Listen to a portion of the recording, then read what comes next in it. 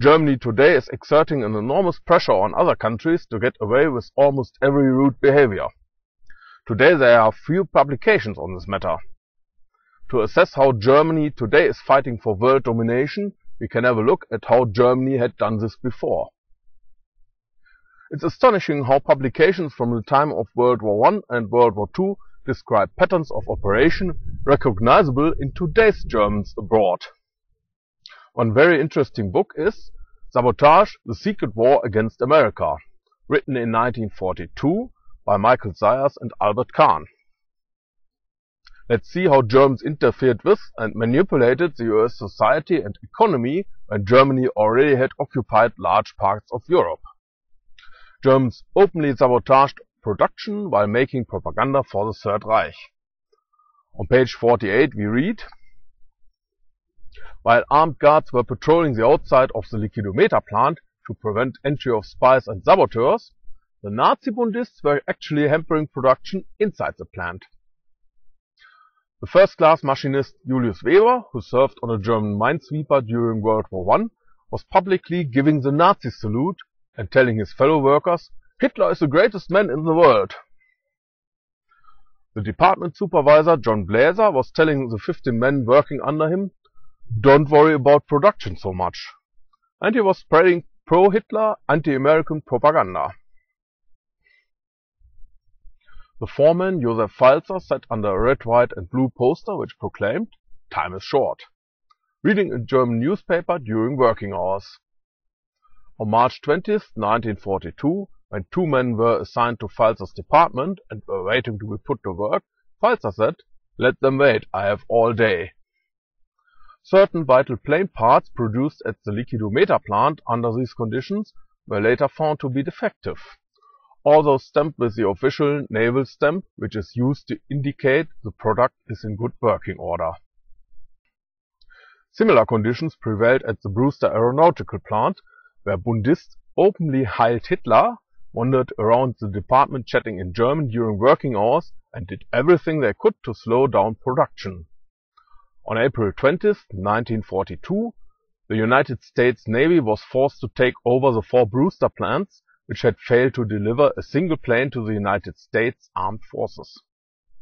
5 supervisory employees and 27 other workers were discharged after federal authorities had investigated their pro-Axis records. Today Germans are similarly untrustworthy. Germans abroad, as a matter of fact, only are loyal to their Deutschland. One reason is that Germans not being seen as reliable with regard to the German cause are not allowed to live abroad. As they said in former East Germany, there are no Reisekader. I had been tortured several times and in several countries by officials of the German Bundesnachrichtendienst, which is the renamed Third Reich Gestapo. The aim was to force me back to Germany. And I know of many other cases, some of which I have witnessed myself. You may well expect every German abroad to be there by order of the administration of his German state. Of course, operations abroad organized by the administration of the German state often are less obvious. The aim is to secretly gain influence, drain money from abroad, or, if this is not possible, to hinder or distract the target. One such operation is described in the book Sabotage on page 56.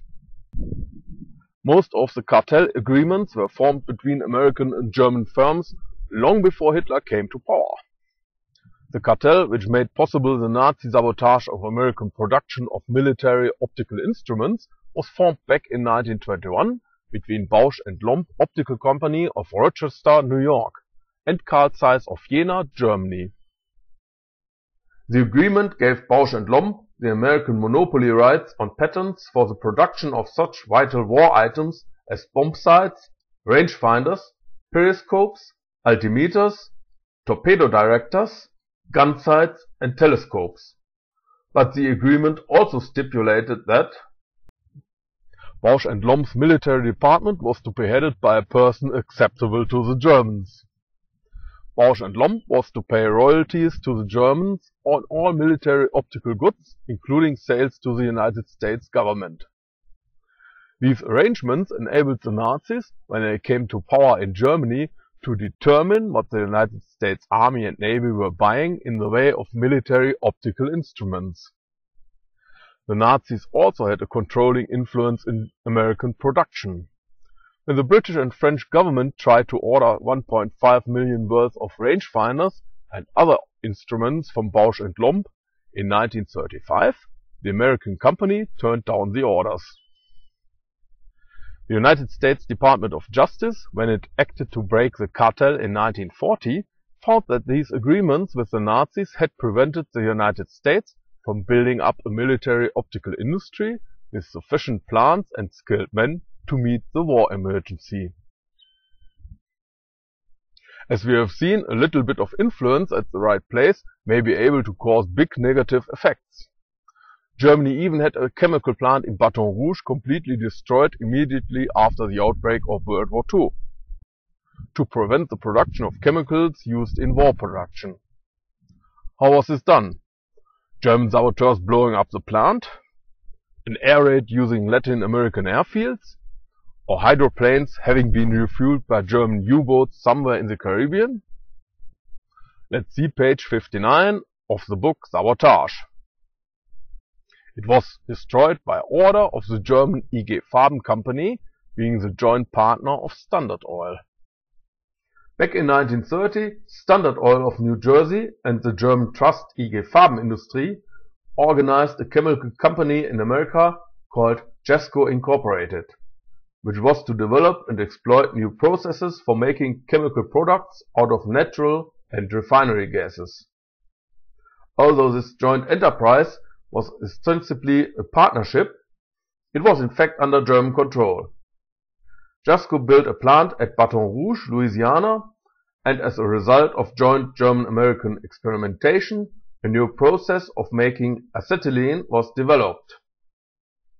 Acetylene is a component of acetyl acid used as a raw material in making crayons, plastics, film, paints, varnishes, pharmaceuticals and dyestuffs. The new process resulted in what Standard regarded as the cheapest and best product in the world. Under German orders, the experimentation at Baton Rouge was discontinued in 1935 and all further work was carried on in Germany. The American company was not even kept informed of subsequent improvements, and it was prohibited from conducting further experiments here. On September 6, 1939, immediately after the outbreak of war in Europe, the Germans ordered Standard to dismantle the plant at Baton Rouge. Standard tried vainly to get IG Farben Industries' consent to make a variety of different products at Baton Rouge, but the Germans refused, and the plant was dismantled. The German government, through IG Farben, was undoubtedly anxious to facilitate the destruction of any plant in the United States which might be useful in war production. An official of the United States Department of Justice told the Senate Patents Committee in 1942, commenting on this typical example of Nazi economic sabotage in America. Page 105 describes another possibility to sabotage the economy of an enemy or competitor. Early in 1942, 8 American merchant ships, bound for Soviet Russia and heavily loaded with war supplies vital to the Red Army, suffered strange and similar fates. No one of the ships reached its destination. 3 of them foundered on the high seas. 4 limped back into the ports from which they had set out, and 1 crippled ship was torpedoed as it struggled to return to port. Thousands of tons of munitions, airplane parts, tanks, guns and other war material went down with the ship that sank. 17 seamen lost their life. This of course aroused suspicion and caused an investigation. On March 26, 1942, Joseph Curran, president of the National Maritime Union, appeared before a special hearing in Washington of the House Committee on the Merchant Marine and Fisheries. He presented to the committee the findings of the investigation which had been conducted by his union. We have supporting affidavits of men who were on these ships," he continued. "And these ships were all loaded by a particular company, a stevedoring company, that there is a great deal of discussion about around in various circles. And I understand there is interest in the Department of Justice in it. I understand that the owner of that stevedoring company was supposed to have been interned in the last war as a dangerous alien. We do not say anything about the company, but 7 ships loaded by the same company, bound for the same destination, were lost right in succession, and certainly there is something wrong. At the time of writing, the mystery of the 8 ships remains officially unexplained." As we see, a cleverly conducted sabotage often may pass unnoticed. Even if sabotage obviously was done, it's often difficult to prove this fact. And it is even more difficult to be able to blame a person or organization. Another case of sabotaging the United States economy is described on page 116 of the book Sabotage. On the last day of April, forest fires broke out in a dozen different places in a 50-mile area in Rhode Island. Governor J. Howard McGrath said the fires were the worst in the history of the state. He proclaimed martial law in 3 towns and in sections of 3 others. A firefighting force of more than 3,000 soldiers, sailors, and fire service wardens sought to bring the flames under control. James R. Simmons, district supervisor of the Department of Agriculture Forest Service, commented on the suspicious origin of some 15 small fires discovered in an area including lumber yards where 1.75 million feet of lumber intended for defense production were stored. "It seems strange to me," said Simmons, "that 15 fires should suddenly spring up where the United States government has so much lumber stored." On the same day the Rhode Island fire started, 2 big forest fires broke out in Connecticut near the town of Sterling. And near Keene, New Hampshire, state police reported finding a small balloon to which was fastened a paper bag containing a candle that had burned out. In World War I, the Germans called this sabotage device the Zeppelinit.